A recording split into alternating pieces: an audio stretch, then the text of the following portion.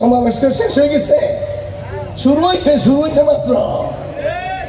যেদিন পর্যন্ত এই দাবি আদায় না হবে ওই দিন পর্যন্ত আমরা সকলেই সম্মিলিত ভাবে করতেই থাকবো, চেষ্টা করতেই থাকবো।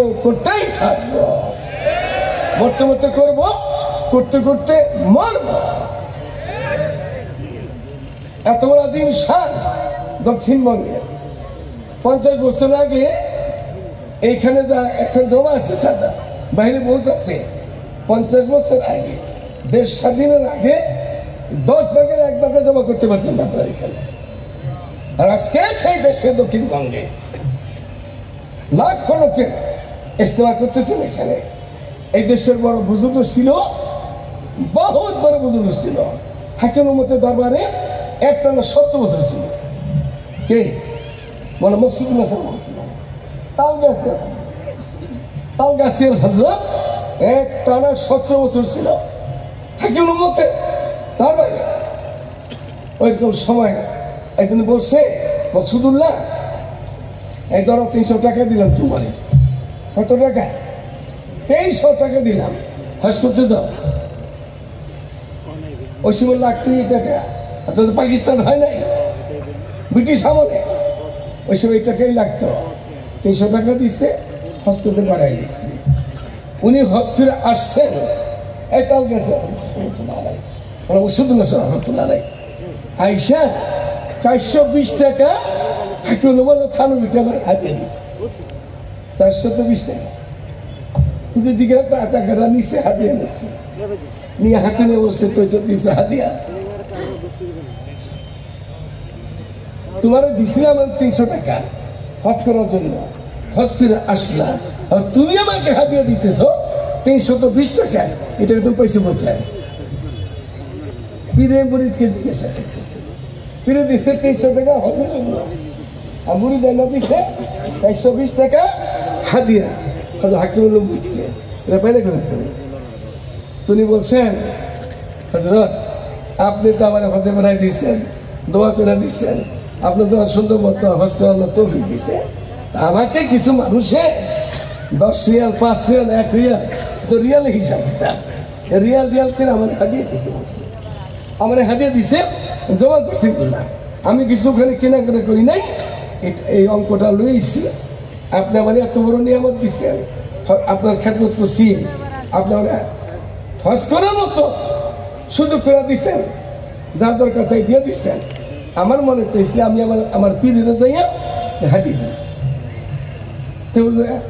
এখন আমার পীরে করতেছে, হাতে নিয়ে বলতেছে, পাইলা করতে এইভাবে বলছি, হাতিয়ে দিচ্ছে। মাশাআল্লাহ, যাও আজকে থেকে আর খানকায় আশাবেতে তুমি থাকতে পারবে না, দেশে যাও। দেশে যেয়ে তোমার দেশে থানবি সিলসিলা ইসলাইকা গাজালিকা দাও, দেশে চলে যাও। এই 420 টাকা আমার হাদিয়া দিলাম, পাইছি, মালিক হয়েছে, তোমার দিয়ে দিলাম, তোমার মনে যা চায় দেশে নিয়ে চলে। আমাদের বড়রা এই করছে। এখন কি আমাদের সেই মাস্টার আছে? হযরত বাংলাদেশে 5 জনের একজন দাবি আছে, ওইগুলো নাই, হযরতের সামনে নাই, শুধু 5 জনের সকল মুরব্বী ছিল। শৈশবী নোয়াখালী ফেনী শৈশবী মানুষের সুফি নূর বকশিশ রহমতুল্লাহ আলাইহ। এরপরে ছিল বড় মুহতামিম হাটাজার আব্দুল হক রহমতুল্লাহ আলাইহ।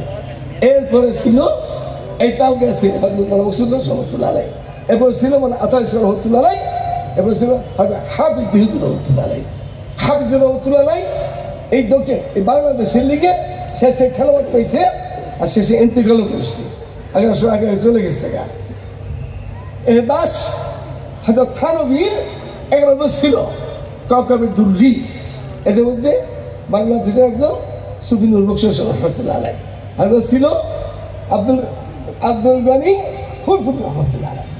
হযরত ফুলফুল রহমতুল্লাহ আলাইহ তার একটা মারিফাতুল আলিয়াতুল রিসালা আছে, সেখানে উনি লিখতেছেন, वो इल्म नहीं जो ना देखा है ना ही बस इल्म अल्लाह देखा है इल्म देता है, ওটা সরাসর গোমরাহি।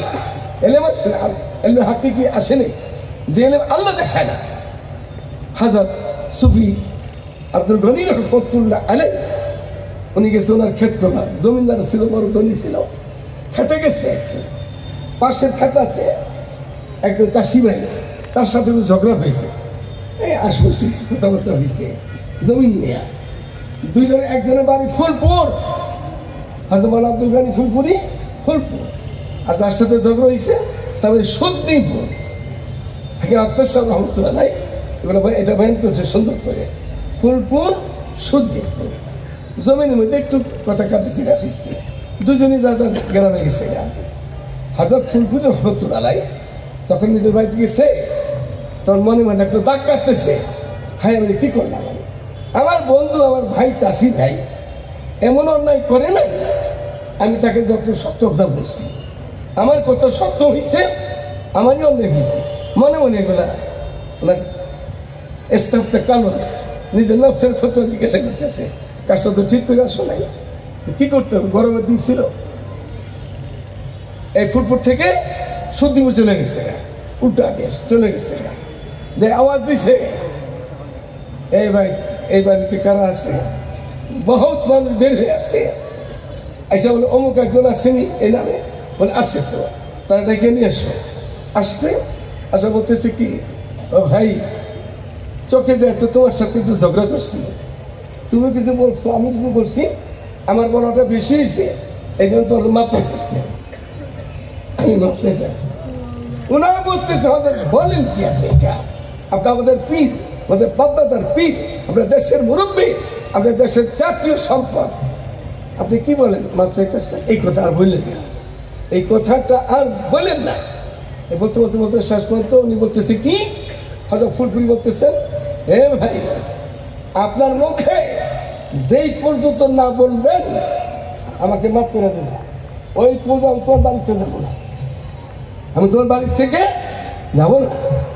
কি করবে, বাধ্য হয়ে বলছে, হয়তো মাফ করে দিচ্ছে, হ্যাঁ চলে গেছে গা।